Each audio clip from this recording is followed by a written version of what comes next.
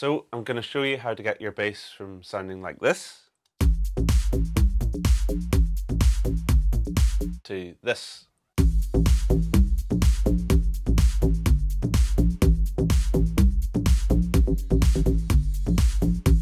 So today we're going to learn how to work with bass. We'll start off with a simple FM bass sound, then we'll bring in a sub bass. We'll then do some sub mixing in Logic X track stack, and then add dynamics, EQ, and some saturation. Okay, so what we have here is a simple FM bass sound that we can get quite easily by launching Logic's AFM1 synth, and the standard preset that it comes up with when you load it up. That's the sound I've used. It's quite a cool sound.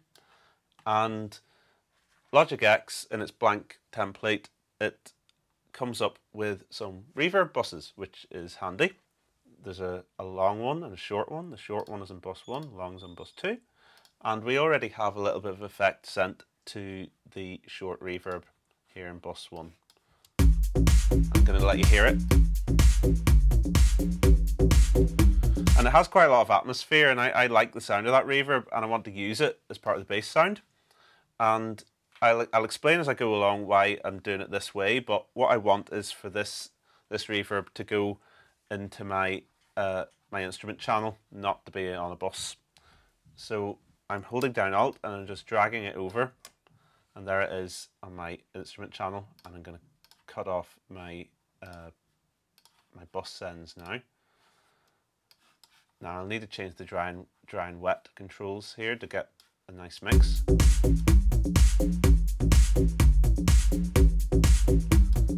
So I like the sound of that. That sounds good to me. Okay, so that's our basic sound with a bit of room reverb on, which can, with these house, deep house, whatever you want to call it, with those sort of bass sounds, a bit of room reverb can add just a bit more vibe to the sound. So the next thing is that it is a nice FM bass sort of tone, but it lacks a bit of bottom end. And so what we're going to do is add some sub bass to that. New tracks, launch new software instrument, and I need the ESP polyphonic synth. And it may seem a little bit strange to be using something that's called a polyphonic synth, which means numerous notes going on at once, so you'd often play chords with it. Well, it might seem strange to be using that just for a bass sound, but ESP really works very well for bass.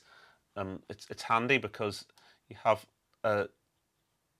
different waveforms, and then you've got triangle, sawtooth, square, and then you've got two more square waveforms at different octaves and a noise slider, and it helps you to develop a really thick bass tone by changing these sliders. So what I want out of this synth is to get really a quite dull, deep sound. So the first thing I'm going to do is take velocity to filter, which when I hit my key, I'm just altering the velocity, and it's changing the filter and making it brighter or duller. I don't want that. I just want it to be all the same, which it is now. This next one, ASDR control, that's controlling how much this envelope alters the filter frequency. I want a little bit of that, but not too much, so I'm going to bring it down. So it gives a little bit of attack. Next thing, we're just cleaning up this bass sound, making it closer to what we want. The attack, it's very snappy, and it's creating a click that you can hear. I'm going to back that off until we get rid of that click. I'm going to add some sustain so that when the note is held down, we still get a sound coming through the synth. And then I'll play it back alongside our original FM bass after copying our MIDI over.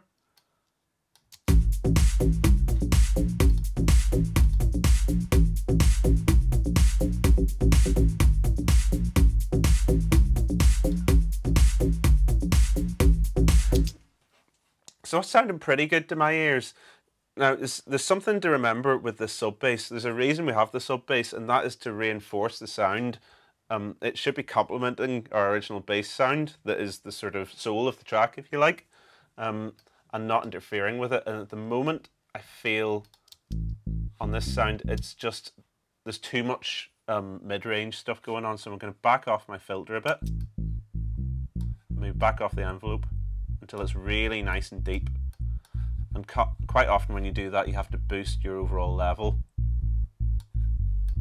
Let's hear it in the mix. And I'm muting it to bring it in and out. At this stage, if you can't hear what's going on, it might be because you're using very small earphones or small laptop speakers, that sort of thing. So you might need, if you can't hear the subs, you might need to get a pair of headphones or monitors that you can hear subs on to hear this properly. I'm really quite happy with that. One thing I'm going to do though, because of an issue that we call frequency cancellation, is that I'm going to high pass our original bass. So double click on the EQ patch here, and I'm going to use this high pass filter and bring it up to about 100 or so. And the reason for that is, as I say, frequency cancellation can happen, especially with low bass frequencies. Say if I had two kick drums going at the same time, the frequencies can cancel each other out sometimes, and you end up with less bass. And a good way to guard against that is to make sure that the sub bass is only coming through one instrument.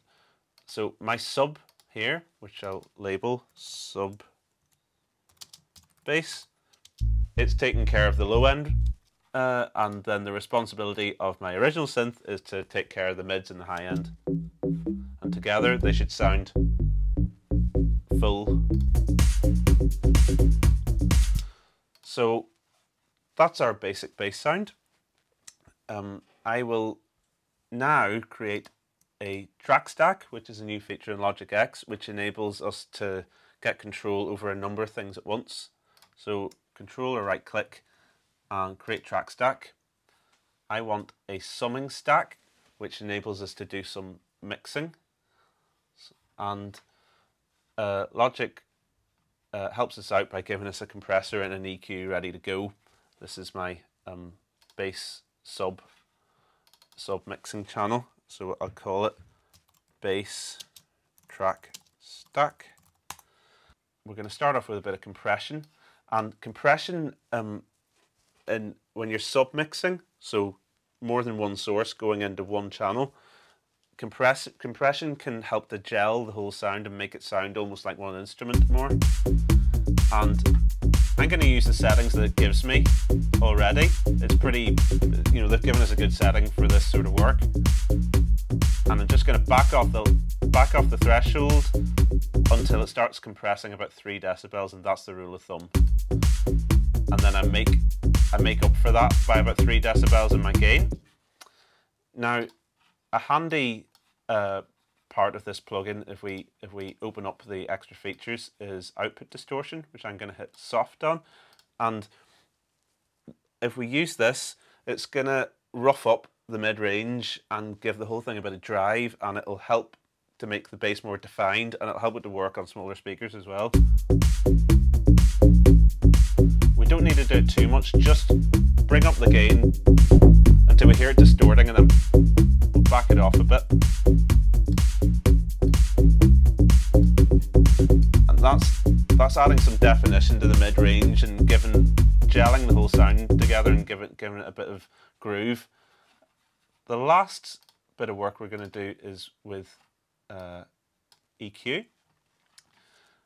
Overall, the sound I find is the sub bass is almost too present now, and I'm going to back it off just a little bit.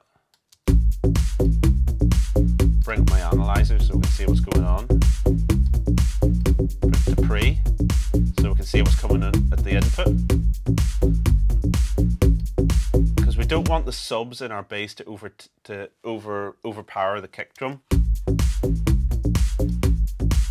think even a little bit less bass. It may seem strange to add lots of sub and then EQ it away at the end, but for whatever reason this seems to work a bit better this way around. And last thing, just to add even more definition in the mid-range, we're going to boost the bass or the higher bass frequencies or lower mids around this area. And then around 200 hertz to 300 hertz, that's where the sort of tone of the bass, that you can hear the notes that the bass is playing a bit more. And that helps the listener sort of follow that bass sound. And as I said earlier, we have that reverb at the very start of our chain coming from our original bass, and that reverb is coming in through the gaps now. We've compressed and saturated it, and when there's a gap in that bass sound, that reverb is going to be pulled through and we're going to hear a bit of it. And that's why I like to use reverb in that way at the beginning when we're working with bass. Okay, to sum up, we started off with a simple FM bass sound. We added a sub to boost the low end, did some EQ work to tidy that up. We then went onto our track stack where we did some submixing, compression, saturation, EQ, and we ended up with a richer bass sound with maybe a bit more personality.